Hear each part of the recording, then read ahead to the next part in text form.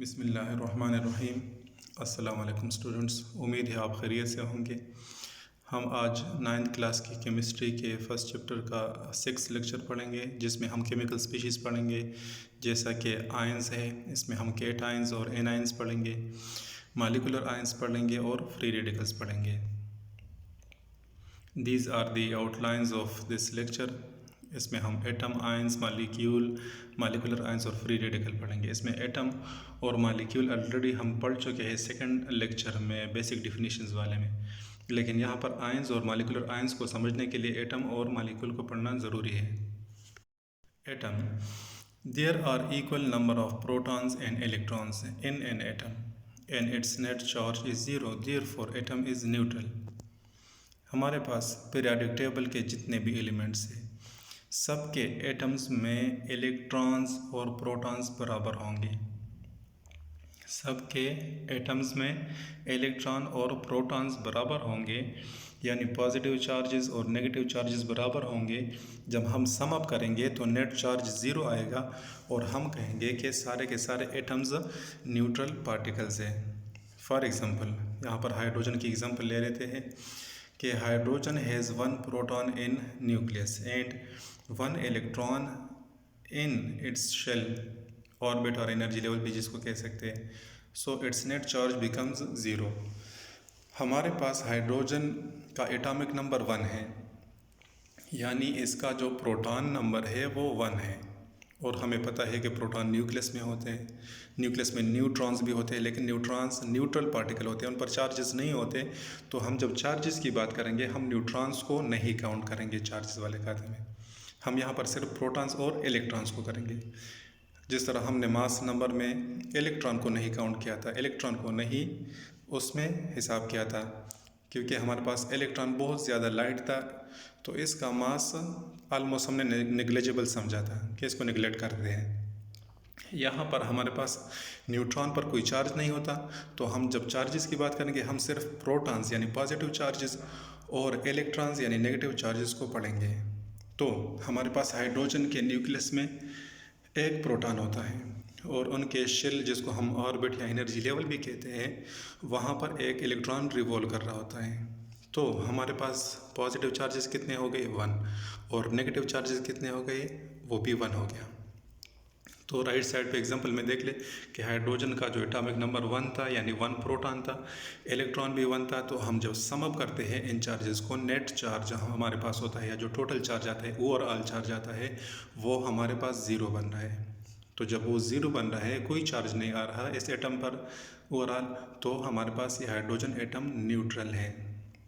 अब प्रोटॉन की अपनी पॉजिटिव चार्ज होती है, इलेक्ट्रॉन की अपनी नेगेटिव चार्ज होती है, लेकिन जब सम अप करेंगे तो एटम के ऊपर कोई चार्ज नहीं आता। इस तरह हमारे पास कार्बन का एटॉमिक नंबर 6 है, यानी 6 प्रोटॉन है प्लस चार्जेस है, और 6 इलेक्ट्रॉन मस्ट होने चाहिए। किसी एटम में जितने प्रोटॉन्स होते हैं उतने इलेक्ट्रॉन मस्ट होने चाहिए। न्यूट्रॉन चेंज हो सकते हैं आइसोटोप्स में, लेकिन हमारे पास प्रोटॉन और इलेक्ट्रॉन वो हमेशा सेम रहते हैं किसी भी एटम में। तो कार्बन का एटॉमिक नंबर 6 है, प्रोटॉन 6 है और इलेक्ट्रॉन भी 6 है। जब इनको सम अप करेंगे हम, तो हमारे पास जो नेट चार्ज आएगा वो 0 होगा, और जब वो 0 होगा तो हम कहेंगे कि carbon atom is a neutral particle और ए न्यूट्रल एटम। सोडियम का एटॉमिक नंबर 11 है, मतलब उसमें 11 प्रोटॉन है और 11 इलेक्ट्रॉन है। तो जब वो सम अप करेंगे, नेट चार्ज 0 बनेगा हमारे पास, और सोडियम भी एक न्यूट्रल पार्टिकल है। क्लोरीन का 17 है एटॉमिक नंबर, 17 प्रोटॉन है, 17 इलेक्ट्रॉन है, और नेट चार्ज इसका भी 0 बन रहा है। तो क्लोरीन भी हमारे पास एक न्यूट्रल एटम है। Cations, positively charge ions are called cations. Atom हमारे पास न्यूट्रल था क्योंकि उस पर कोई चार्ज नहीं था, जितने प्रोटॉन थे उतने इलेक्ट्रॉन थे। आयन कब बनता है? जब कोई चार्ज एटम पर आ जाते हैं। क्यों आ जाता है? कि हमारे पास या प्रोटॉन ज़्यादा हो जाते हैं या इलेक्ट्रॉन ज़्यादा हो जाते हैं। प्रोटॉन कब ज़्यादा होते हैं? जब एक इलेक्ट्रॉन निकल जाता है किसी एटम में से। हम किसी एटम में प्रोटॉन ऐड नहीं कर सकते।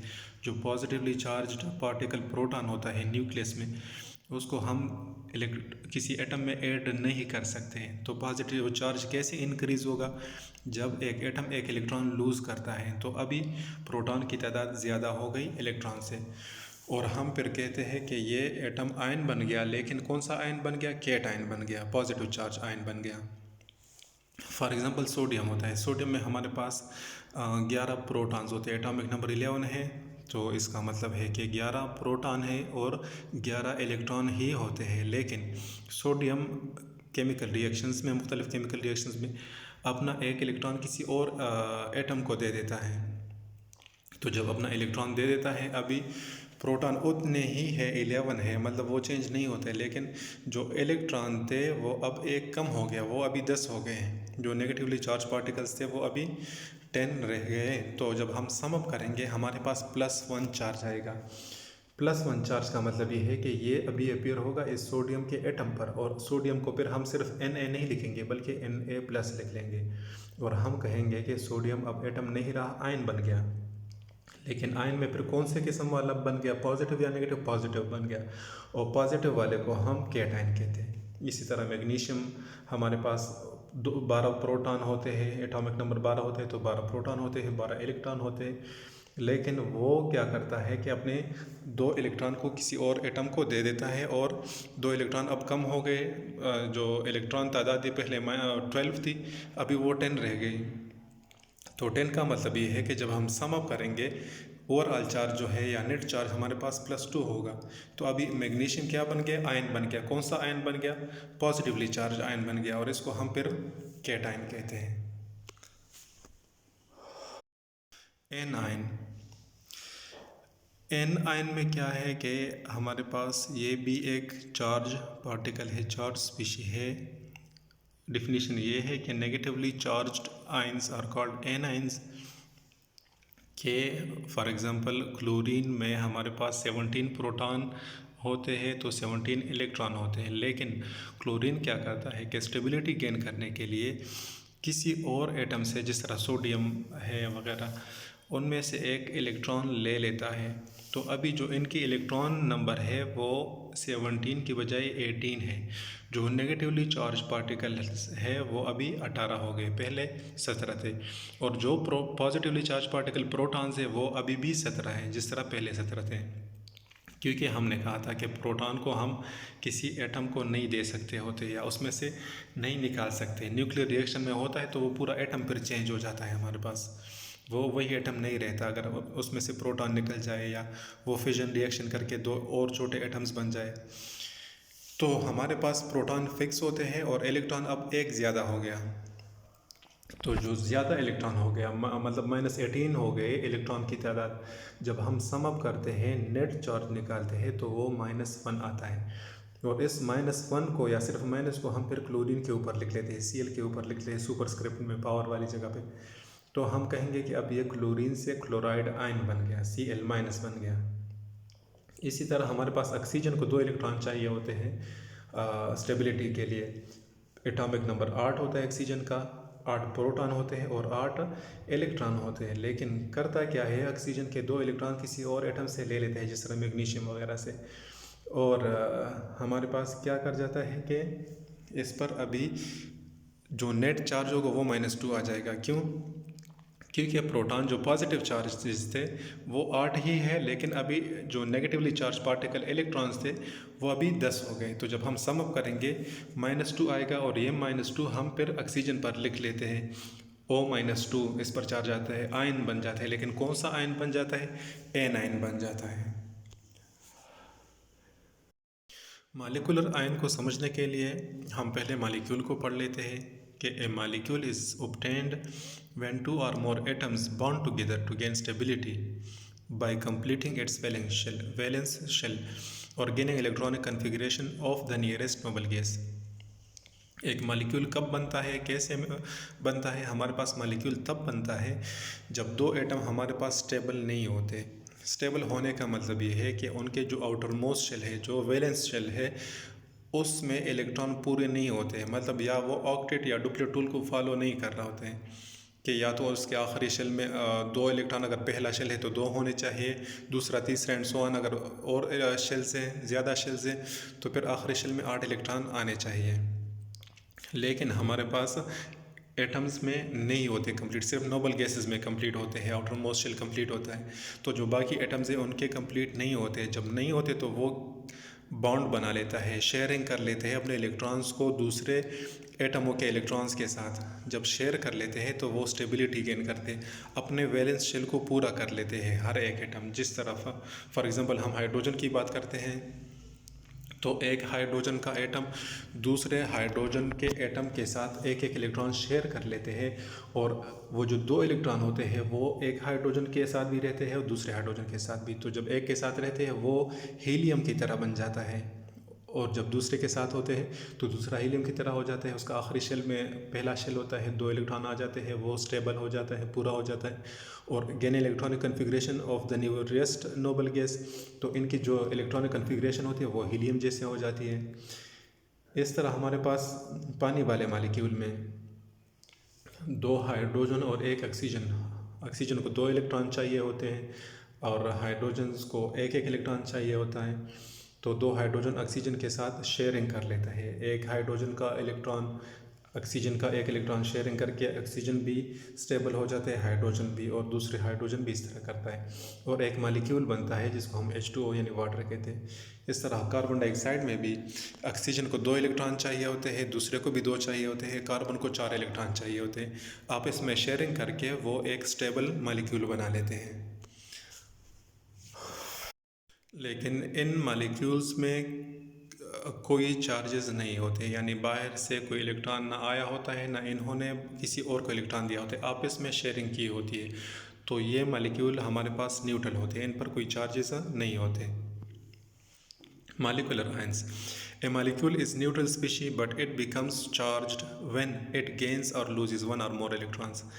एटम की तरह मॉलिक्यूल भी एक न्यूट्रल स्पीशी होता है, मतलब इस पर कोई चार्ज नहीं होता, पॉजिटिव नेगेटिव या प्रोटॉन ज़्यादा हो इलेक्ट्रॉन कम हो, इलेक्ट्रॉन ज़्यादा हो प्रोटॉन कम हो, इस तरह नहीं होता, न्यूट्रल होता है, नेट चार्ज ज़ीरो होता है, और इसीलिए मॉलिक्यूल पर हम कोई चार्ज नहीं रिप्रेजेंट कर रहे होते हैं। लेकिन व्हेन इट गेन्स और लूजेस 1 और मोर इलेक्ट्रॉन, जब ये कोई एक या एक से ज़्यादा इलेक्ट्रॉन ले लेता है या दे देता है तो इस पर चार्ज आ जाता है, और उसको this charge molecule is called molecular ion. और इस चार्ज मॉलिक्यूल को, वो मॉलिक्यूल जिस पर चार्ज है, इसको फिर हम मॉलिक्यूलर आयन कहते होते हैं। फॉर एग्जांपल एमोनियम आयन है हमारे पास।